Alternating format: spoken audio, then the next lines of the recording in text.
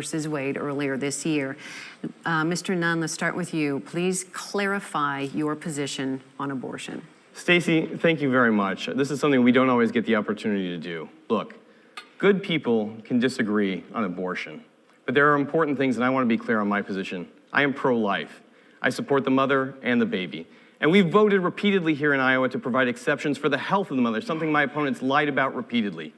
We provide exceptions for rape, incest, and fetal abnormalities. But additionally, we take care of the mother throughout the process, and with the Moms Act that we passed, we take care of them after to be able to have an advantage for people who want to adopt. Additionally, we've supported over-the-counter contraception to take care of women's health when they need it most.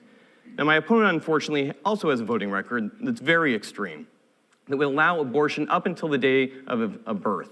Additionally, it would provide taxpayer-funded abortions, even if the child was viable. This is more extreme than places we see in anywhere else in the world other than China and North Korea, and it's wrong. Most Iowans don't agree with that. Mrs. Axne, you can now directly respond. Is there a limit to what should be legal for abortion? Well, I think my stance on women's reproductive health is very clear. There's no one that should be making a decision for women's reproductive health than the woman. She should have the involvement of her doctor and her family as her choice, but the choice certainly belongs with her. My opponent, on the other hand, can slice and dice this however he wants. We saw him on stage in a primary debate, questioned if he supported abortion when it came to cases of rape. He said no. He raised his hand, no.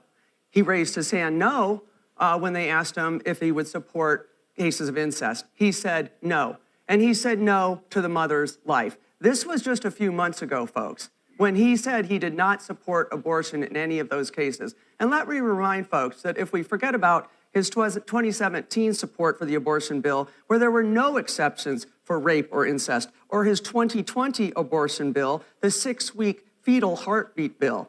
This man's positions on abortion are extreme. They're out of touch with Iowans, and they're out of touch with what women and people across this country, especially here in Iowa, want to see. Well, I do have, just one moment, I need a follow-up here. Mr. Nunn has said that you support abortion up until the time of birth. Is that, in fact, true? Oh, my God. I find that to be one of the most offensive statements I could ever hear. As a mother of 2 boys, and as the only one on this stage who's actually given birth, I certainly find that to be completely offensive. I can't talk to any other women who, we've heard this business before. Does he really think women are having babies, and then all of a sudden we're saying, kill the babies? That's crazy talk. That's just absolute crazy talk. He's running around on TV talking about it.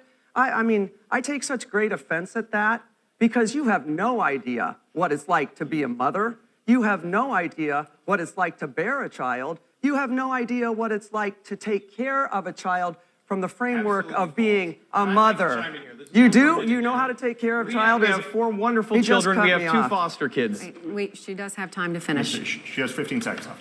So, to answer your question, Stacey, no, I don't support that. It's a complete fabricated lie by the Republican Party that they've tried to push this false narrative consistently. Nobody believes that a child should be born and then you should murder it. To say so is absolutely ridiculous and offensive at best. Thank you. That is time. Mr. Nunn? Well, that's exactly what you voted for, Cindy Axne. You voted for that going forward, and anyone can look it up online. Let's be very clear here. We have a wonderful family, but there's so many Iowans right now who are struggling where they are. We in Iowa have taken, across the board, Republicans and Democrats, votes to support the health of the mother and provide reasonable exceptions to say no to late-term abortion. More importantly, you've used taxpayer dollars repeatedly and avoided the Hyde Amendment to be able to do this, not just in the United States, but to pay other countries. Look, the reality is, here in Iowa, we are a welcoming place where we want to be able to not only raise our children, but help them grow forward.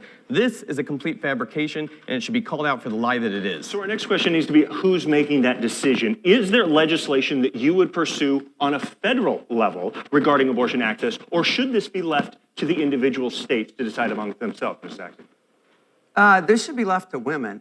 This is where it should be left to. Absolutely. I trust women. And the law of the land was Roe v. Wade. That was settled. That was what all Iowans and Americans, women across this great state and country of ours, believed was the right that they had. But for the first time in American history, the Supreme Court stripped that right from women across this country. We woke up one day and our boys had more rights than our daughters did.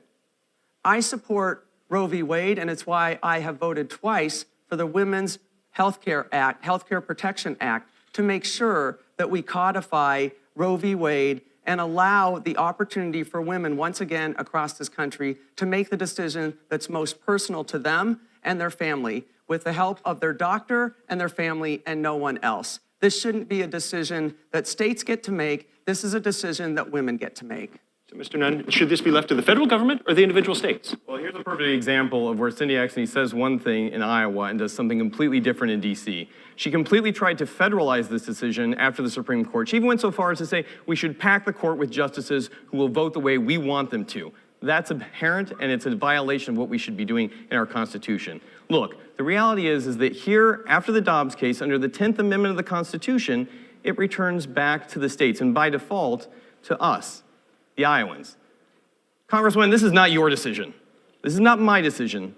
This is Iowans' decision. We should give them the opportunity to take a vote, have their voice heard, and move forward. Unfortunately, you tried to take that away from them with the vote that you took in Washington, D.C. right after the Dobbs case. And again, read the bill to end the life of a child even at the time of birth, to have a taxpayer-funded execution of a child even though they're survivable. This is not what America is. This is not why we're foster parents, and this is not what Iowans, the majority of Iowans, believe in. While we do need to move on, he did mention you by name. What's your response? Yeah, well, once again, my opponent just seems to be chock full of misinformation, but let me just call it lies. What I voted for in the Women's Health Care Act was to make sure that the law of the land prior to the Republican court overturning the majority's will in this country and settled law, that I would codify the aspects of Roe v. Wade. Again, he's sitting there over there saying that this isn't my decision. I'm saying this is women's decision. This doesn't belong in the state legislature here in Iowa. We need to trust women on this issue. And as a woman, I think I'm in a good position to be talking about that. A lot of topics to cover. Stacey. All right, we're going to move on now.